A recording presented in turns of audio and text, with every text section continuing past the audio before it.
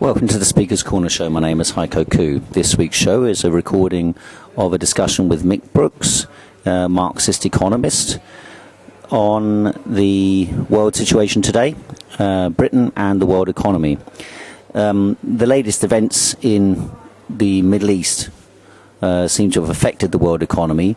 To what extent was the crisis in the Middle East in the 1970s the cause of a crisis in the world economy?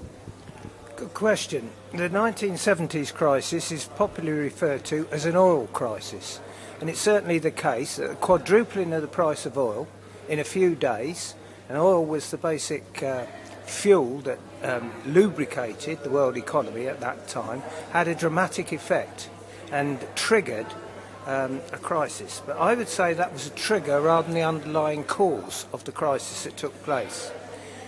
In exactly the same way, the present crisis is normally regarded as starting with what is called a credit crunch, with a blowing up of fictitious pieces of paper which were passing from hand to hand in enormous quantities. And that's true. There's no doubt that that was happening.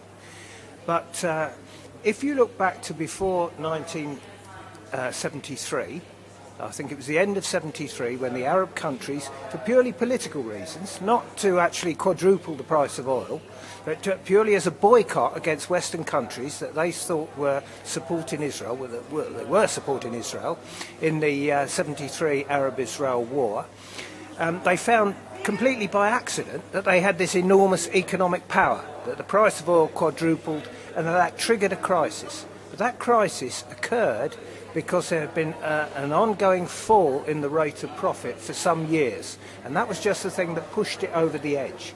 In exactly the same way, the rate of profit was falling dramatically and the actual amount of profit fell in the USA in 2006, a year before the credit crunch. So in exactly the same way, the credit crunch, the financial crisis, was a trigger.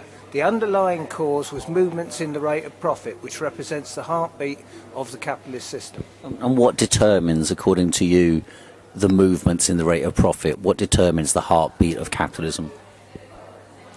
There are two main things. The rate of profit is quite a complicated thing. The rate of profit is something which individual capitalists chase after, like a will-o'-the-wisp. And the determinants of the rate of profit are quite complex, but there's two fundamental things. One is how much can they screw out of the working class? How much can they exploit the workers? The second thing is how much does it cost them to exploit the workers? And that is what Marx referred to as the organic composition of capital. I'm simplifying a little bit here, but if you appreciate that before the Industrial Revolution, most workers worked in their own homes or in little workshops with hand-held tools and things like that. These days, in a car plant, it's quite characteristic for there to be millions of pounds of machinery behind the elbow of an individual worker. Clearly, that worker is banging out many more products than a worker was in the 1760s. But at the same time, it's costing the capitalist a lot more to exploit that worker more. And that's the other big factor that determines the rate of profit. And what would you say to arguments about smart production, the reduction in the cost of capital, for example, computers, technology, equipment like that has been constantly falling in price? What would you say, how does that fit into that scenario? That's a very important counteracting factor, and it was mentioned by Marx as such.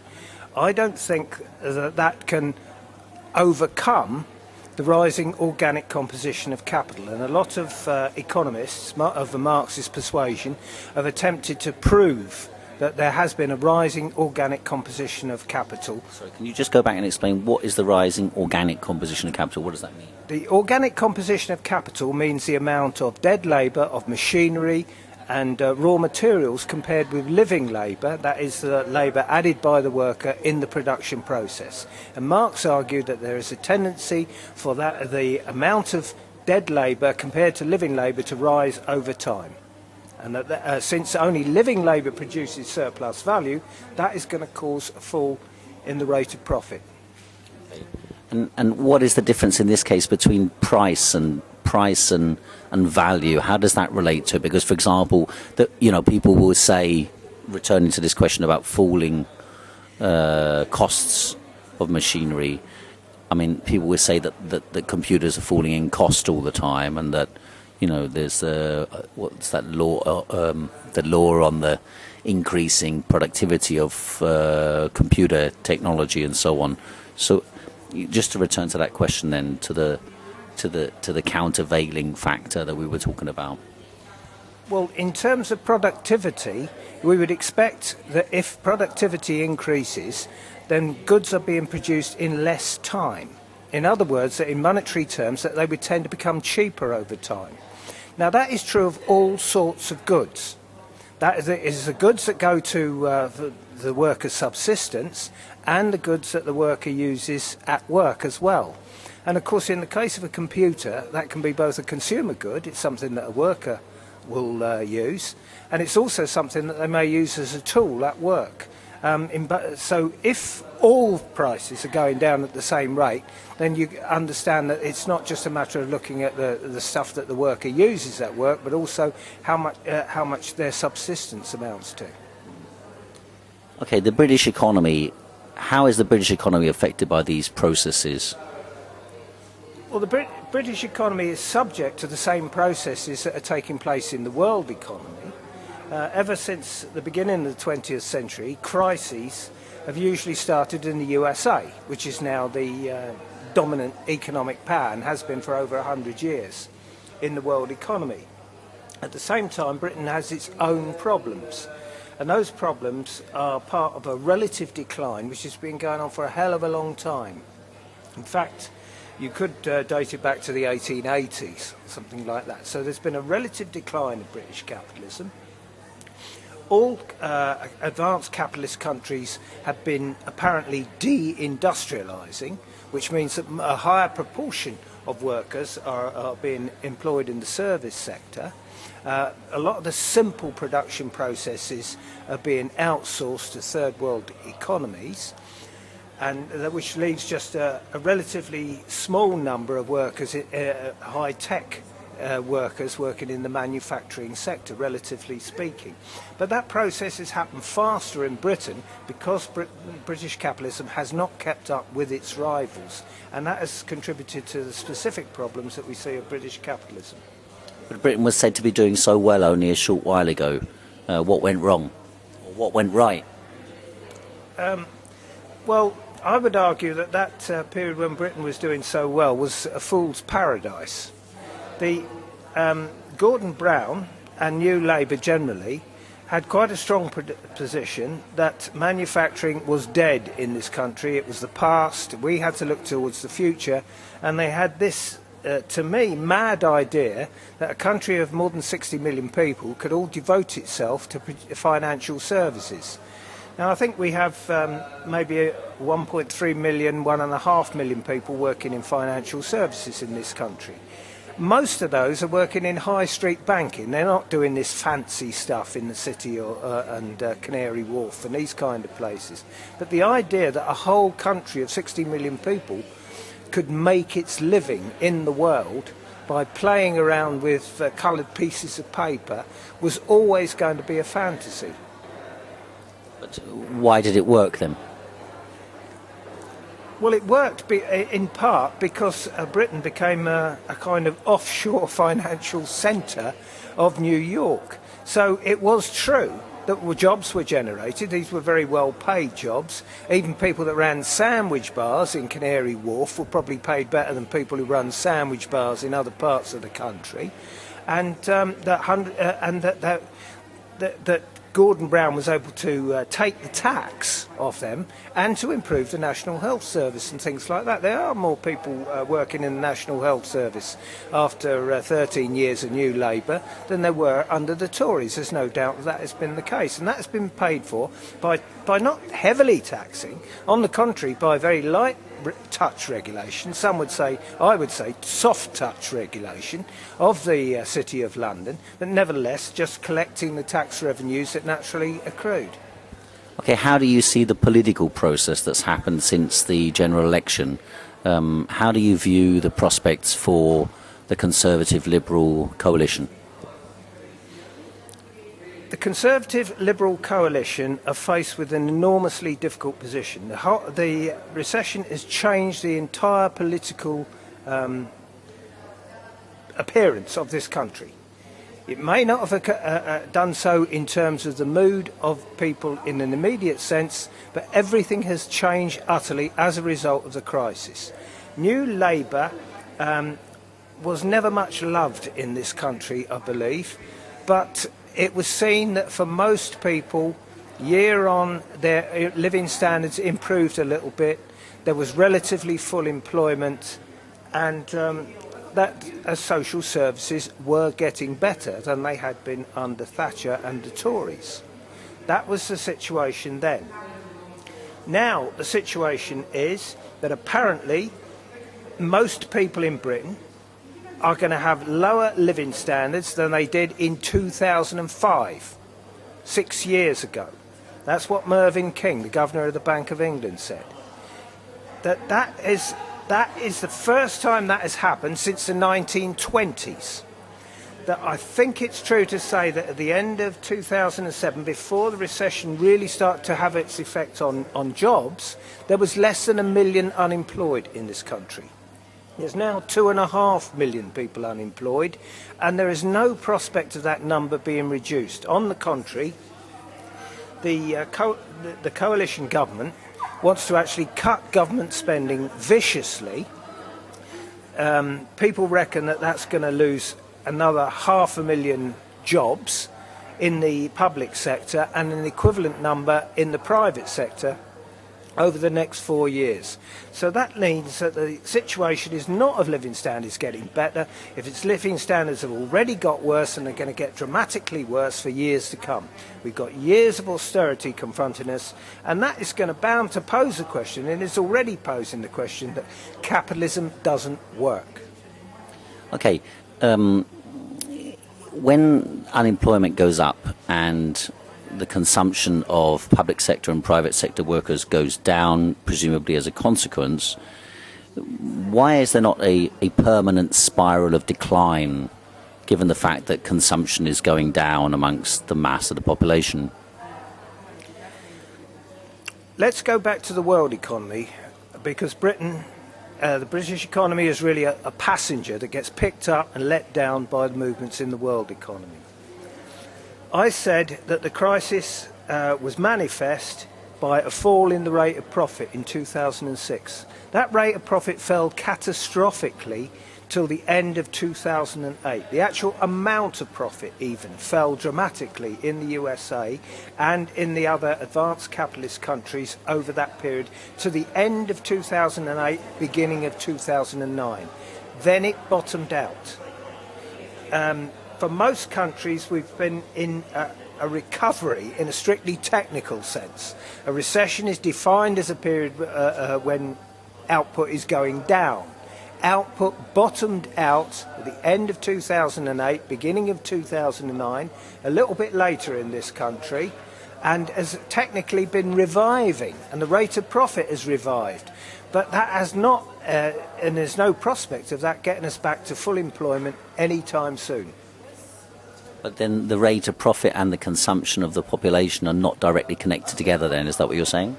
The rate of profit and the consumption of the population are not directly connected together. The consumption of the population is mainly related to the accumulation of capital. Whether you have a job next year or not is mainly dependent on whether capitalism is making money. If capitalists are making money, they will offer people jobs. And the accumulation of capital is going ahead, but it's going ahead very slowly. What has actually happened over the past couple of years is that there's been a massive, what the newspapers call overcapacity, and what Marx called overaccumulation, and in other words, the overproduction of capital goods. They reckon that in the USA, only 2/3, maybe 70% of output is actually being of capacity is actually being used at the present time, and therefore nobody's going to spend a lot of money on new investment. So the accumulation of capital is going ahead at a snail's pace, and there is a subsidiary factor. Well, it's not a subsidiary factor if you're a public sector worker. The subsidiary factor is that the coalition government has decided that the main problem is to get down the government deficit. The government deficit, let's remind ourselves, was actually caused by the crisis. It's not a matter that New Labour went out spending all this money on nurses and teachers. They were able to improve social services because the economy was booming. And when the economy stopped booming, then the government started to run a deficit. That is not the fault of nurses and teachers. That is the fault, in an immediate sense, of the bankers, and in a more general sense, of the world capitalist system. So what would be the alternative to making the cuts that are proposed, not only by the British government, but by governments all over Europe and to some degree all over the world? What would be the alternative to that?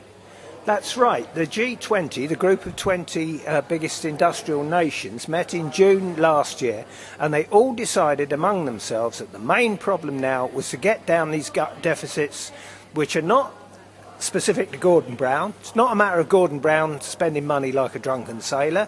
It's the same problem in the USA, it's the same problem in Iceland, it's the same problem in Ireland, it's the same problem in Greece. It's a problem of the capitalist system, in other words. So now the government are saying not only that it's all Gordon Brown's fault, which is nonsense, it's the fault of the capitalist system, but secondly that we've got this unique, horrible deficit. And we cannot exist with a deficit like that. The deficit, the government debt is between 70 and 75% of GDP, of the national income that we produce in a year. That sounds like a lot of money. In 1945, we had a Labour government elected when the national debt was 250% of GDP. Because obviously they'd been just paid for the Second World War, and they hadn't even finished paying for the First World War when they were doing that. That government decided that they would set up a welfare state.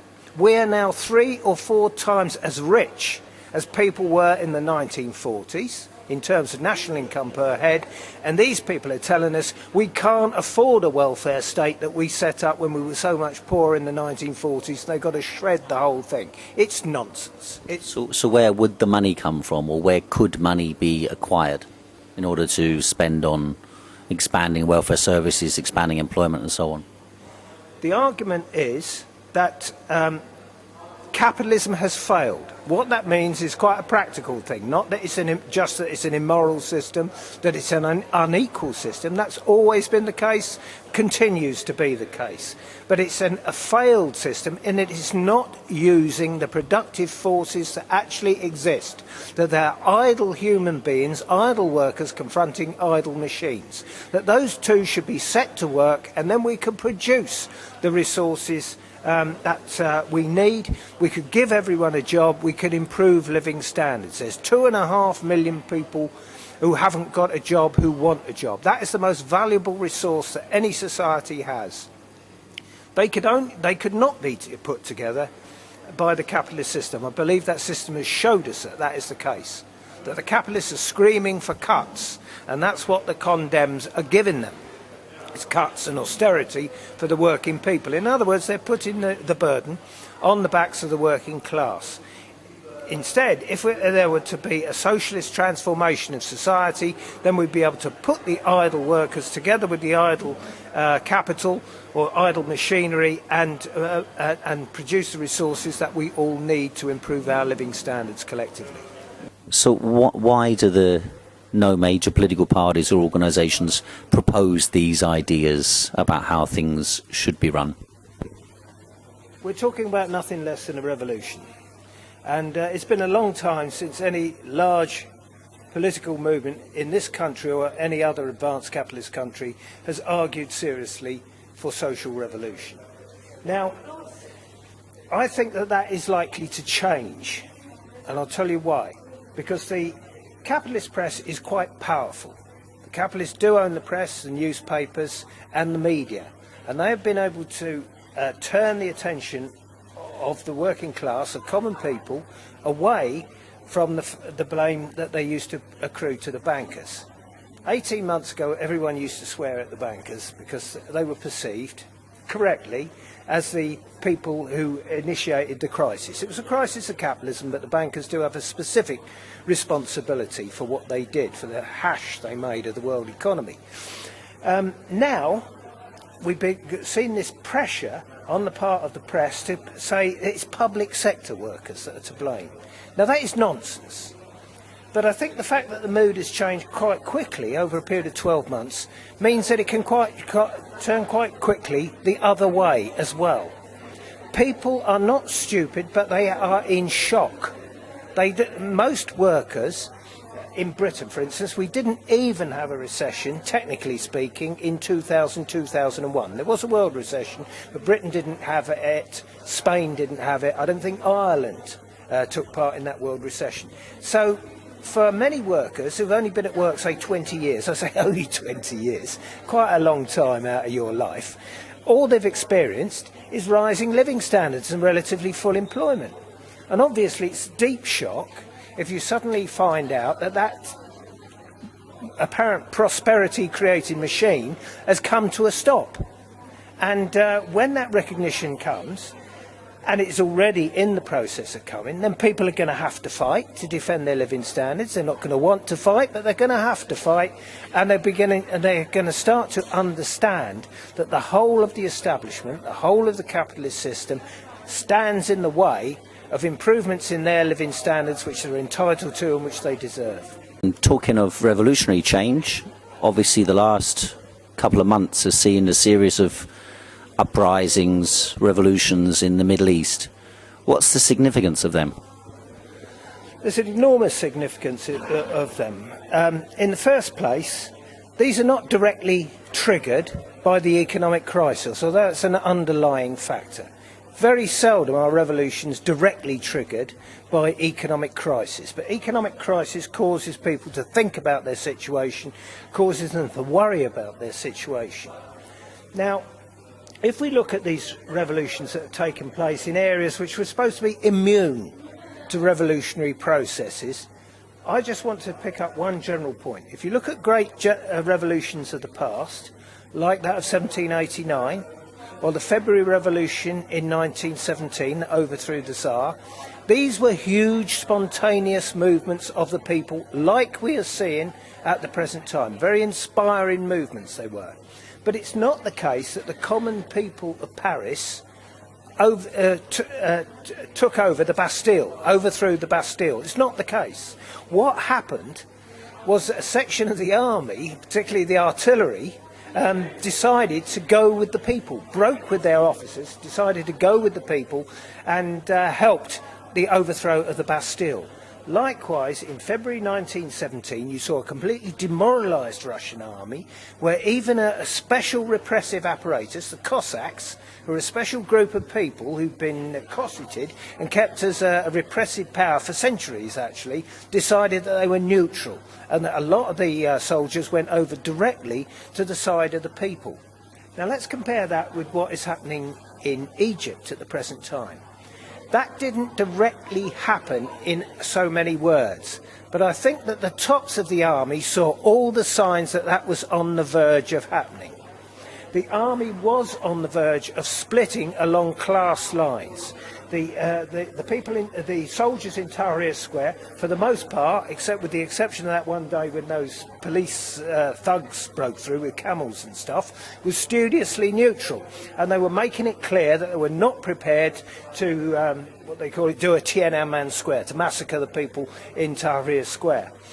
On the other hand, the tops of the army were people who had been in cahoots with Mubarak for donkey's years, who've got pots of money laid aside, and they wanted to organise a transition to save their own miserable skins at the expense of Mubarak. So we've got a kind of halfway stage in the revolution taking place. We've got the Army Council effectively running the show, but we've got aware and awakened common people who don't trust the Army Council. We've got lots of strikes taking place, but these strikes are taking place partly because the repressive apparatus is not there, partly because the workers think, well, they've been very poor, You know, lots of people living on $1 a day, millions and millions of workers living on $1 a day in Egypt. But partly also they're saying, well, the boss here was a stooge of Mubarak. We want him out. And so the revolution has not stopped. The revolution is still going on. The same is true, I understand, in Tunisia, where Ben Ali legged it with his loot. But the apparatus is still in charge, but it's being questioned over more and more seriously by the common people, and the workers are starting to take an independent stance. Okay, how do these processes relate to what's happening, if you like, in world relations, in world power? I see the Americans are have a great deal of difficulty with what's been happening everywhere except Iran, by the look of it. How does that relate to what has been going on, world relations, and what are the prospects for the world economy, in your opinion, over the next 4 or 5 years? The potentially revolutionary movement in the Arab countries and in Iran do pose a serious problem for the Americans and for Western imperialism, because all the time they've used this racist talk that Arabs are not ready for democracy, that they're stupid, or whatever the problem is, they're inherently undemocratic, they like dictators, they like being told what to do, and that's been the West's position. These people are not like us. We like democracy. Now Mubarak has been in charge for 30 odd years, because his army gets 1.3 billion, I think that's the correct amount, some people have said it's $1.5 billion, dollars a year, in order not to wage war on Israel, which is the USA's client state in the country. Tony Blair was on the Today programme 2 or 3 weeks ago, just before Mubarak fell, saying that Mubarak was a friend to the West. This bloke is a torturer.